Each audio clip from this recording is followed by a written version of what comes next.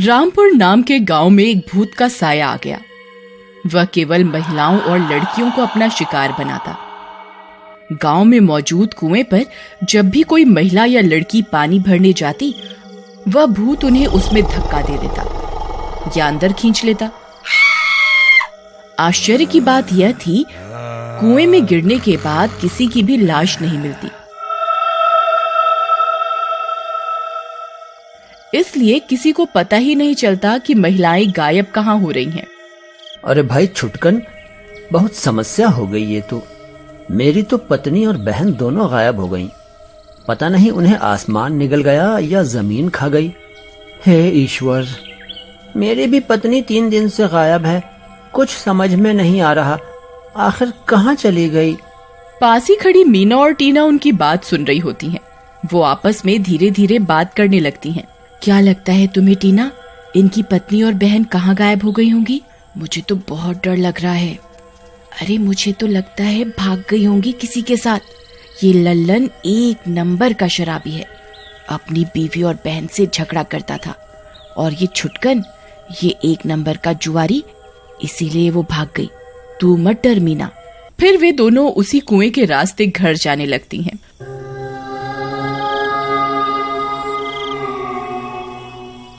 वह भूत भांप जाता है कि कोई लड़की इस रास्ते से आ रही है। वो झट से एक सुंदर लड़के का रूप धारण कर लेता है और कुएं के पास खड़ा हो जाता है।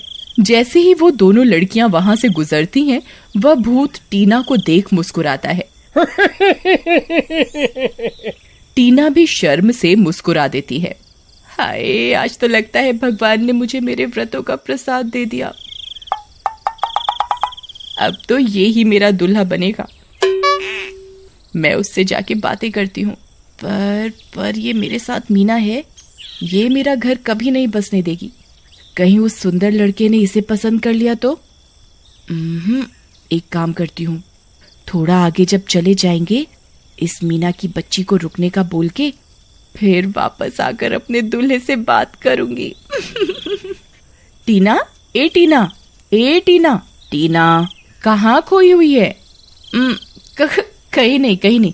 सुन मीना, मुझे याद आया, माँ ने मुझे आते वक्त एक मटकी पानी लाने को कहा था। तू यहीं रुक मीना, मैं जल्दी से एक मटकी पानी लेकर आई। फिर टीना जल्दी से उस कुएं के पास पहुंच जाती है। वह देखती है वहां वो नौजवान खड़ा मुस्कुरा रहा है। टीना भी उसे देख शर्मा जाती है। यहाँ आओ प्रियतमा, तुम बहुत सुंदर हो, मेरे पास आओ। फिर टीना जैसे ही उसके करीब जाती है, वह भूत बन जाता है।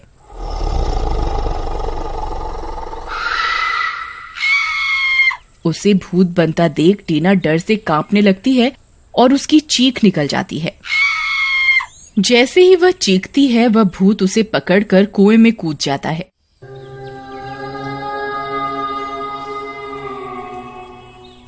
उसकी चीख सुन मीना हैरान परेशान हो जाती है। अरे, ये तो टीना की आवाज है। ये चीखी क्यों? कहीं कोई जंगली जानवर तो नहीं देख लिया? जैसे ही मीना वहां पहुंचती है, टीना का नामो निशान नहीं मिलता। टीना, ओ टीना, कहाँ गई तू? कहीं कुएं में तो नहीं गिर गई? वह कुएं में झांकती है, तब भी उसे कुछ नहीं दिखता।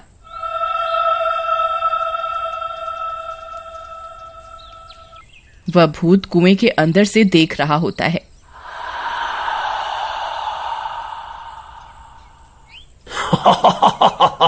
कहीं नहीं मिलेगी, जाके ढूंढ लो। अब तो चट कर गया मैं तेरी सहेली को लड़की। अब अगला नंबर तेरा ही लग जाए। बड़ी स्वादिष्ट लगती है। यह बात पूरे गांव में फैल जाती है। गांव में दहशत का माहौल फैल जाता है। सभी को लगता है कि कोई लड़की चोरी करने वाला गैंग गांव में आ गया है। उसी गांव का एक मनचला होता है जिसका नाम मटरू होता है। वह हमेशा लड़कियों को छेड़ता रहता या तंग करता रहता। वह अपनी छत पर पड़ा चारपाई पर बैठा हुआ होता है। तभी उसके पिता वहां आ रे कामचोर, एक हफ्ते से रोज सुबह सुबह काम पे जा रहा हूँ कहकर निकल जाता है। बता, कितने पैसे कमाए? क्या पिताजी, काम करो तो दिक्कत, ना करो तो दिक्कत, आ जाएंगे पैसे। हाँ, तो घर में बैठकर कौन सा तू सोने के अंडे देता है नालायक, आए दिन किसी न किसी लड़की को छेड़ता रहता है। वैसे भी अब गांव में न जाने क्या बला आ गई है, कितनी महिलाएं गायब हो गईं। फिर अगली सुबह मीना उसी कुएं के रास्ते पास के बाजार जा रही होती है। उस भूत को मीना के आने की आहट हो जाती है। वह जल्दी से कुएं के पास एक बीमार लाचार बुढ़े का रूप धारण कर लेट जाता है।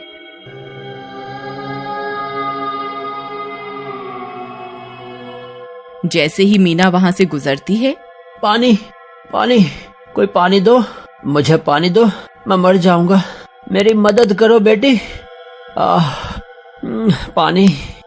बाबा, हे ईश्वर, कितने प्यासे हैं बेचारे, ना जाने कब से ऐसे ही पड़े हैं।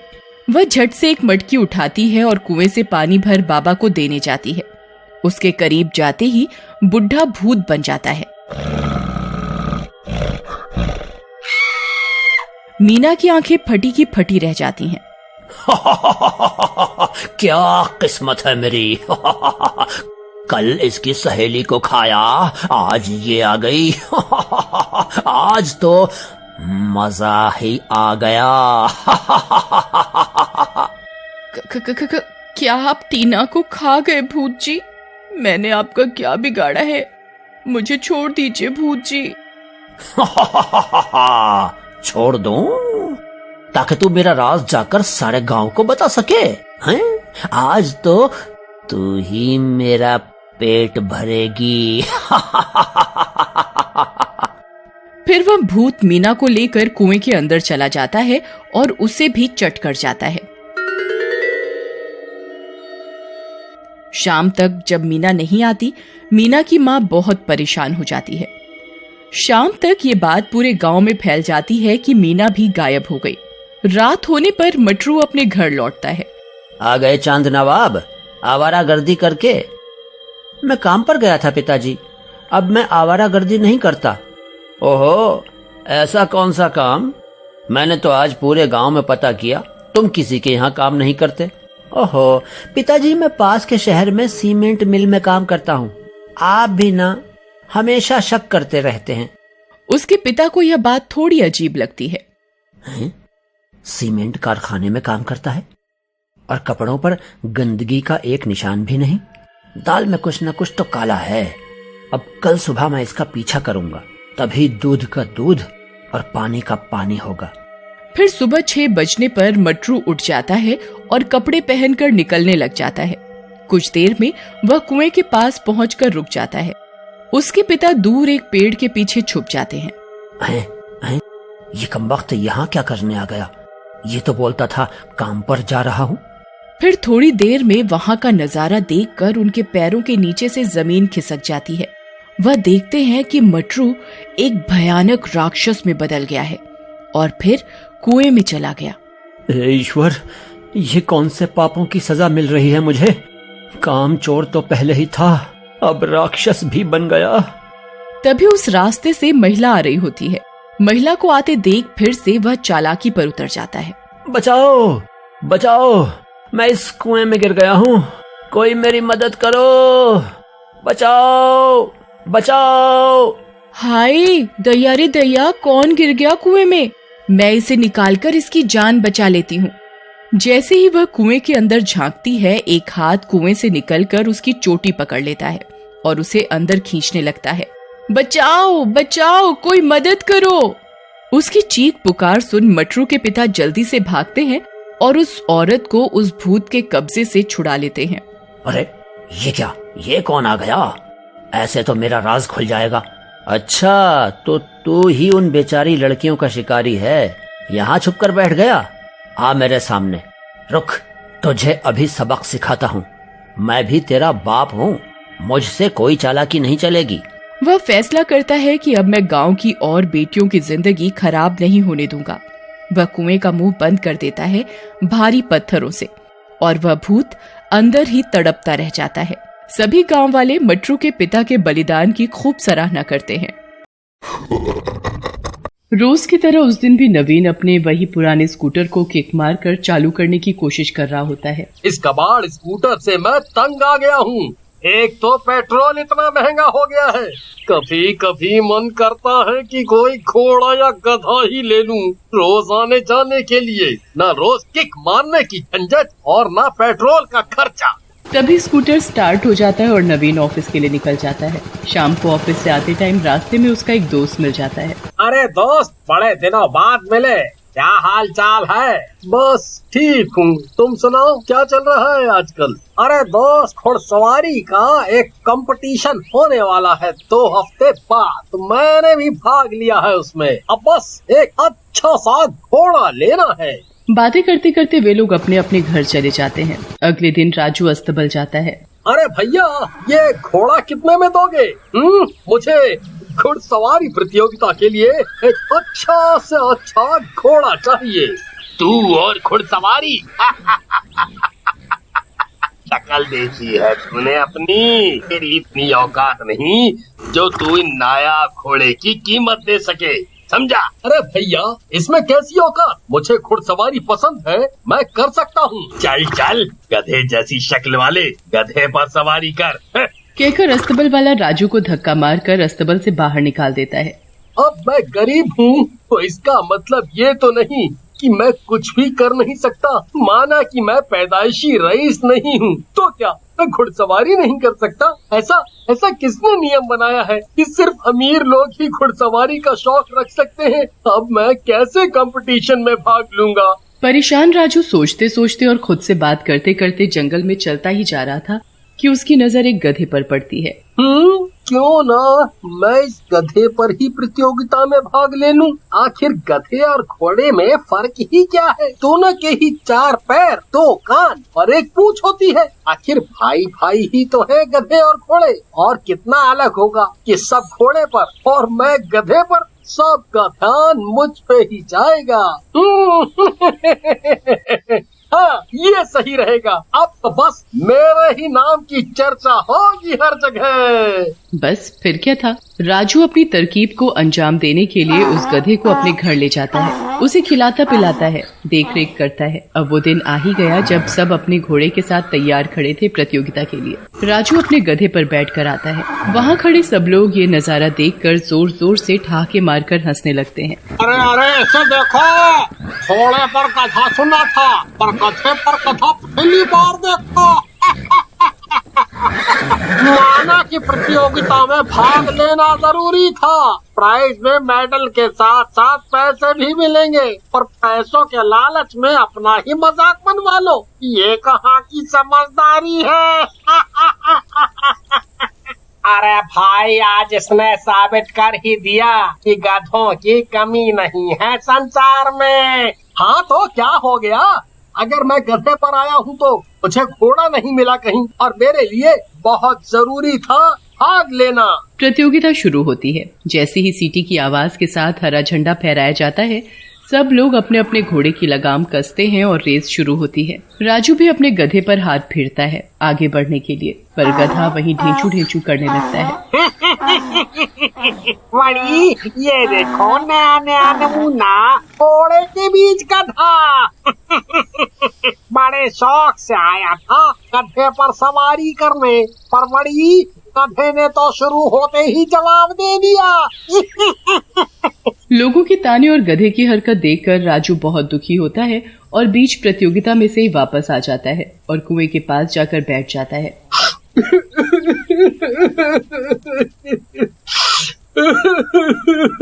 मैं क्या करूं? अगर मेरे पास घोड़ा खरीदने के पैसे नहीं है तो मैंने इतनी मेहनत से एक हल निकाला था, पर कोई फायदा नहीं हुआ। ऊपर से मेरा ही मजाक बन गया। अब मैं और ताने नहीं सह सकता। गधे को वहीं किनारे पर छोड़कर राजू कुएं में छलांग मार देता है और मर जाता है। वो गधा ये सब देखकर जोर से धेंचू धेंचू करने लगता है। गधा दौड़े दौड़े यहाँ वहाँ भागने लगता है, पर कोई मदद नहीं कर पाता। हार कर वो आंखों में आंसू लिए वहीं कुएं के किनारे बैठ जाता है।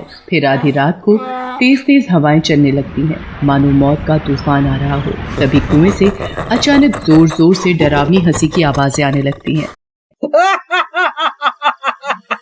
मुझे रोकना मुश्किल ही नहीं नामुमकिन है।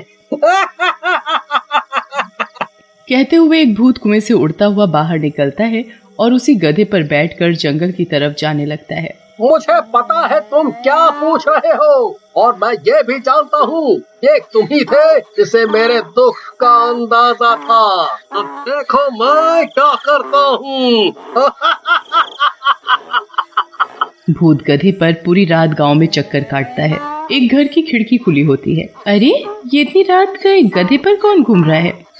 अंधेरे की वजह से चेहरा ठीक से नहीं दिख रहा। अजी जरा देखिए तो, कहीं ये बुर्बक राजू तो नहीं जिसके बारे में पूरा गांव बातें कर रहा था? वो गधे पर रेस लगाने वाला? हाँ वही, वरना इस टाइम और कौन गधे पर फेरी मारेगा। कहकर सांवरी और उसका पति रौनक जोर जोर से हंसने लगते हैं। रुको इससे जरा मजे लेके आता हूँ। रौनक आव देखता है न ताव, बिना सोचे समझे बाहर आकर गधे वाले को आवाज देने लगता है। ओ गधे की औलाद, उस दिन की बेइज्जती कम पड़ गई क्या? तो आधी रात में फिर से गधे पर घूम रहा है? इतना सुनते ही गधे पर बैठा भूत मुड़ता है, जिसे देखकर रौनक की आंखें फटी की फटी रह जाती हैं। क्या बोला बे? बेइज्जती? इज्जत तो तेरी जाएगी अब। जैसे ही रौनक भूत देखता है उल्टे पांव भागने की कोशिश करता है। अरे बाप रे, मर गया रे। मैं तो इसे नालायक राजू समझ रहा था, पर ये तो भूत है। आजकल के भूत ऐसे भी होते हैं क्या जो गधे को सवारी बनाते हैं?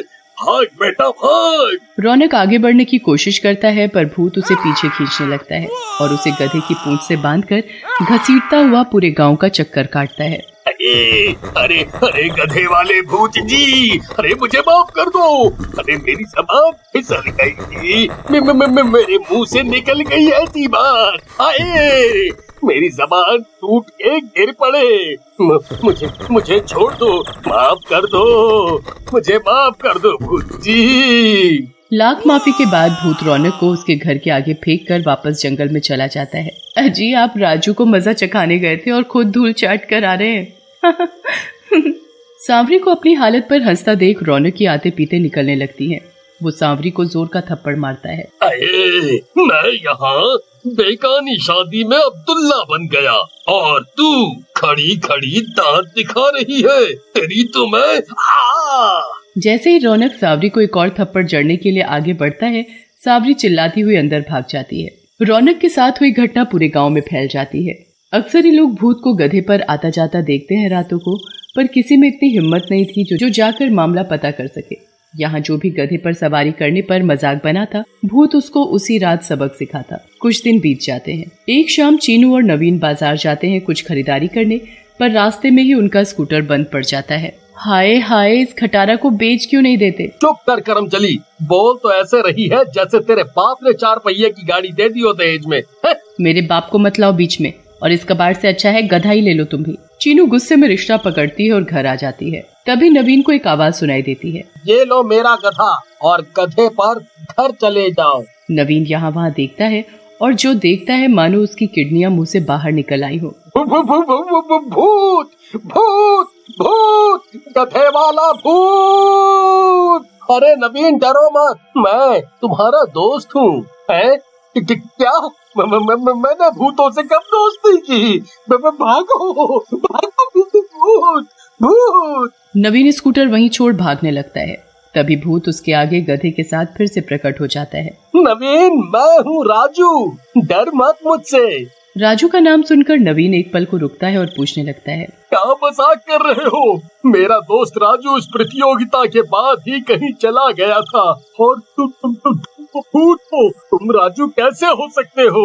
भूत फिर उसे सारी घटना बताता है। बहुत बुरा हुआ तुम्हारे साथ। ये समाज दूसरों की दिक्कत मजबूरी जाने बिना ही उनका मजाक बनाने लगता है।